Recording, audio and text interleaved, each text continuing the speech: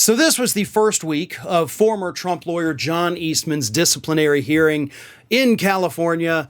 Things got off to a bad start, as I mentioned earlier this week, after his star witness, who happens to just be an accountant, was denied by the judge.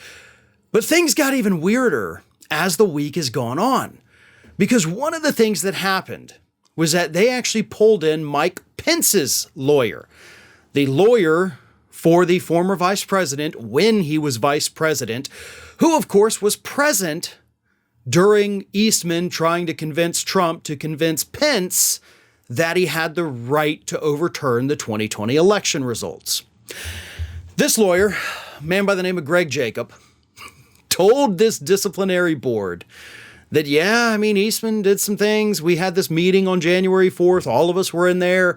He presented these things, and I presented them to Pence. We all agreed they were unconstitutional. But then he goes even further, because the lawyer for Mike Pence, even though another Trump lawyer is not involved in this hearing, this lawyer for Pence wanted to remind everybody that, whoa, listen, what Eastman did was bad, right? But let's not forget the other people who did the same thing. So, for really no reason at all, Greg Jacob then threw former Trump lawyer Jenna Ellis totally under the bus.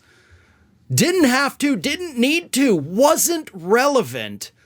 But Mr. Jacob wanted to make sure that everybody in the state of California at that bar hearing knew that Jenna Ellis did pretty much the exact same thing. Here's what he said. This is from Raw Story.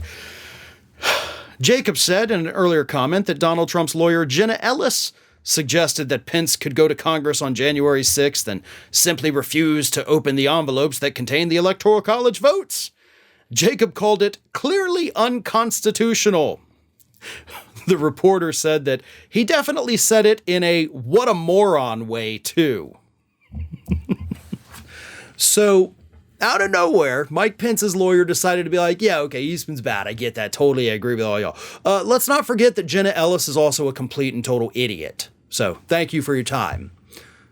And I'm sure everybody at the bar hearing is like, okay, but we get it. But Jenna Ellis is not a part of this. You didn't have to throw her under the bus that hard, but all right. Here's the thing. Jenna Ellis, of course, admitted earlier this year that she did, in fact, misrepresent the results of the 2020 election in her legal filings, and she was censured in her home state of Colorado.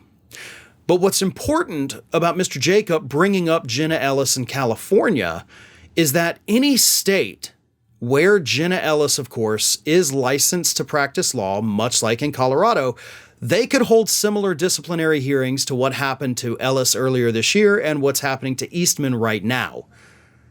So just because these lawyers end up getting sanctioned or censured and sometimes disbarred in one state doesn't mean that they can't practice law anymore. So that's why all of these other states where these individuals are licensed, because most lawyers are licensed in many states, they need to do the same thing. The fact that they're not is actually starting to trouble me now, because Ellis has admitted this. And I know Ellis is not only licensed to practice law in the state of Colorado. This lawyer from Mike Pence brought it up in California as kind of a way to be like, hey, let's get all the bad guys, not just this one. So hopefully other bar associations across the country are taking note of this, because it's not just Eastman, and honestly, it's not just Ellis. There's a whole host of these lawyers that need to be punished, that needs to be sanctioned, that need to have these disciplinary hearings, and it's all 100% because they wanted to latch on to Donald Trump like remoras on a shark because they thought they'd get the scraps. And you're getting the scraps now. It's just not the ones you thought you'd be getting.